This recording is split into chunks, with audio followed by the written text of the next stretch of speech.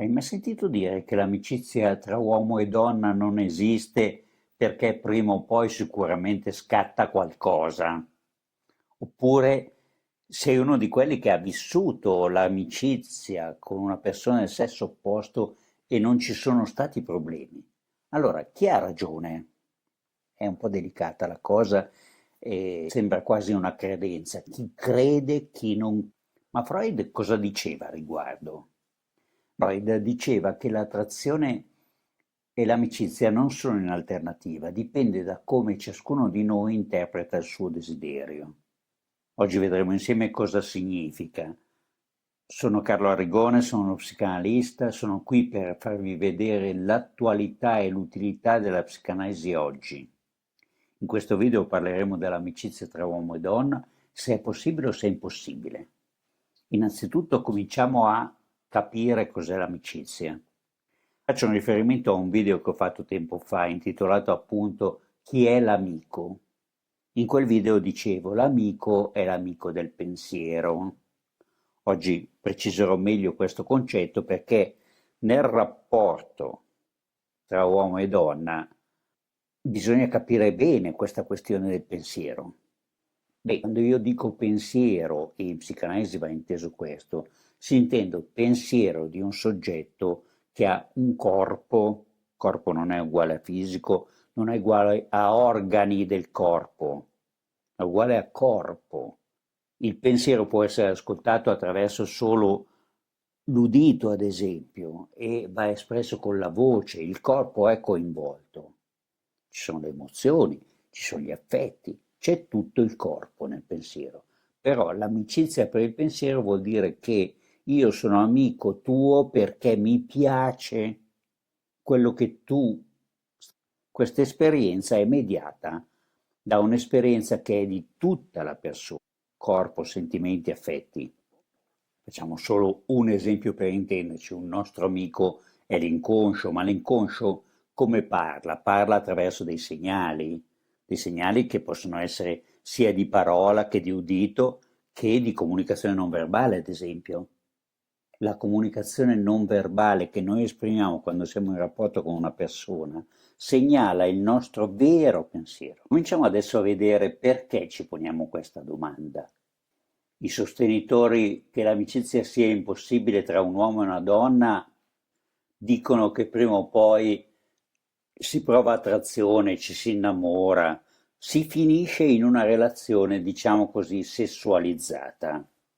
Chi invece crede che sia possibile dice sì, è possibile, ma solo a condizione che non ci sia attrazione. Allora io chiedo perché l'attrazione dovrebbe essere un problema? Perché ciò che ci piace, in fin dei conti, diventa un problema? Siamo davvero così in balia delle nostre sensazioni, delle nostre emozioni, di quello che ci piace e non riusciamo a governarlo? Tu prova a pensare per te, hai mai provato un buon rapporto, anche di amicizia o comunque di complicità, con qualcuno che trovavi attraente? Com'è diventata quella storia lì? Che fosse un compagno di scuola, che fosse un collega al lavoro, comunque qualcuno con cui avevi confidenza. Il fatto che ti piacesse, che provassi un po' di attrazione ha rovinato il rapporto, oppure come sei riuscito a trovare un tuo modo di vivertela con quell'altro? Chiedo a te, se mi vuoi rispondere, ma sei mai stato in una relazione dove l'attrazione ha complicato le cose? Come mai? Come hai gestito questa situazione? Certo, si è in due, quindi come l'avete gestita? Siete riusciti a parlarne? Cosa diceva Freud? Ma partiamo dall'infanzia. La prima cosa che Freud diceva in un modo un po' paradossale è che il bambino è un perverso polimorfo. In realtà ironizzava, nel senso che il perverso polimorfo non esiste, o perverso polimorfo. Anzi, il perverso solitamente pensa una sola cosa e solo quella. La sua perversione non ha tantissime forme. Quindi cosa voleva dire? Voleva dire che il suo genere sessuale è ancora molto diffuso, non fa differenze tra maschi e femmine, tra bambini e bambine. Sono gli adulti che le fanno. che ne so, organizzano una festa solo per i maschi o solo per le femmine. Pensate alla vostra infanzia. Ma il bambino in quanto tale non ha problemi di genere. Chi gli piace, gli piace. Diventa amico di un bambino, di una bambina, è indifferente, ci gioca, si toccano, si prendono per mano, si rotolano, si abbracciano, però a nessuno viene in mente che quel rapporto lì è pericoloso, perché l'idea della sessualità non è ancora entrata neanche nella testa dell'adulto. Gli amici sono amici, punto. Per i bambini è così. Possono giocare anche nudi sulla spiaggia, non importa.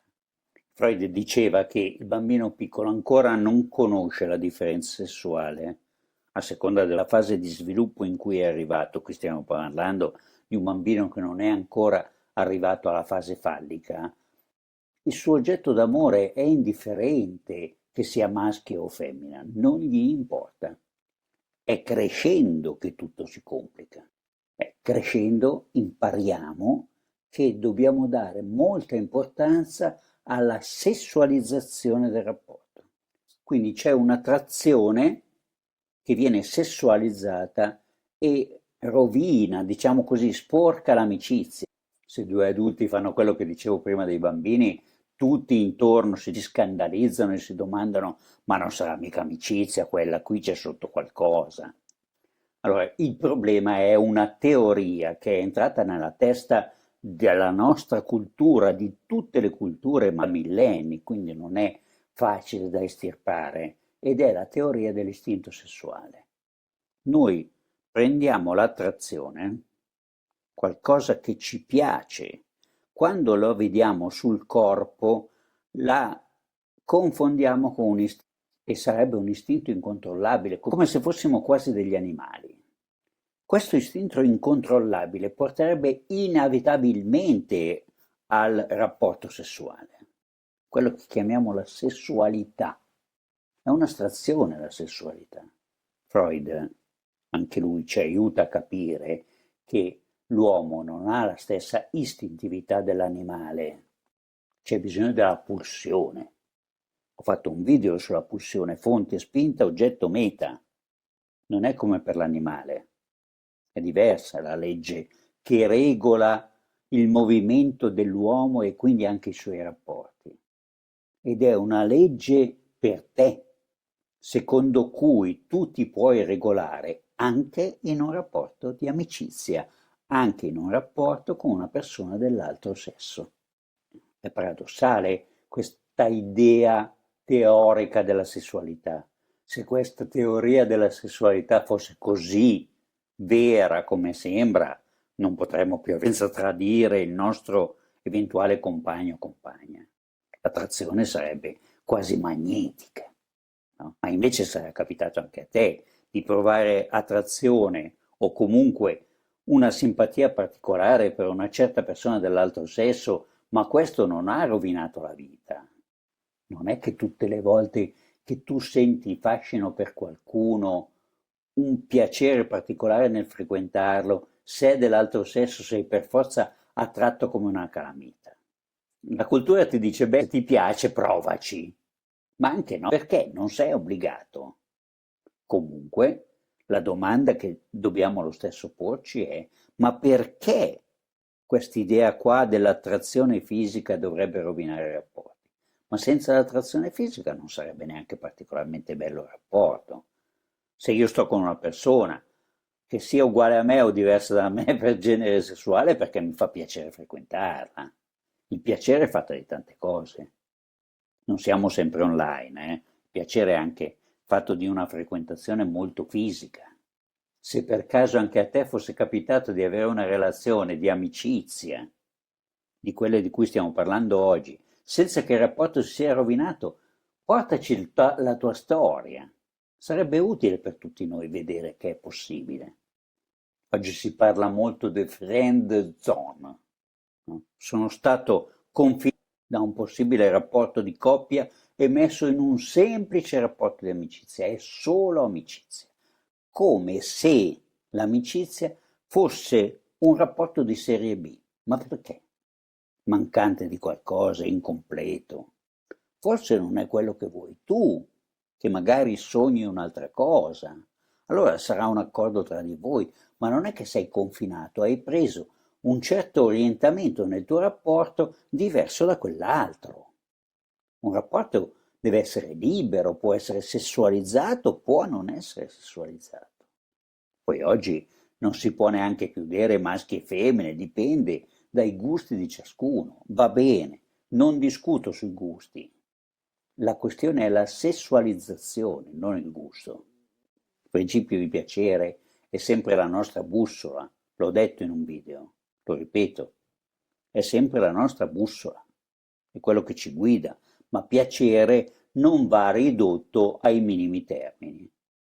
Non bisogna accontentarsi, bisogna accorgersi che l'istinto nell'uomo non è istinto, è pulsione. L'alternativa è molto più interessante. Spinta, fonte, oggetto, meta, non è detto che la meta di soddisfazione debba corrispondere con una e una sola cosa, quella è un'idea fissa, è una fissazione, può coincidere con tantissime cose. La soddisfazione può avere delle sfaccettature molto diverse. Dato che si è in due, come tu mi darai la soddisfazione, dipenderà da che scelte facciamo io e te. Non è inevitabile che finisca in un solo modo.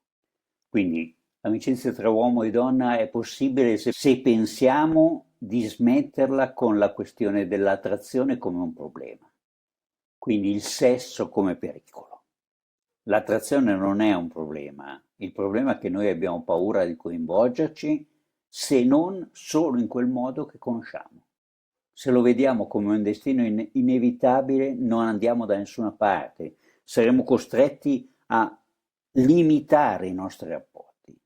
Allora forse il vero ostacolo non è l'amicizia tra uomo e donna, tra lui e lei, tra chi volete voi, non è quello l'ostacolo.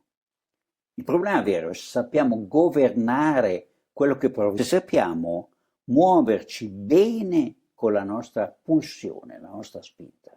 Guarda il video sulla pulsione e capirai un po' di più cosa ti sto dicendo. Una vita bella è fatta di eccitamenti, excitatio vuol dire chiamate. Una persona mi chiama, io come rispondo? Posso rispondere in tanti modi. Non è inevitabile un solo destino sessualizzato. I modi possono essere tanti. Cosa ne pensi? Vuoi raccontare qualcosa? Condividi con i tuoi amici che sessualizzano troppo, per così dire, o che pensano che tu hai una storia con chissà chi. Fagli capire attraverso questo video che magari ci sono degli altri destini che sono possibili per noi. Ricordati di iscriverti e pensaci.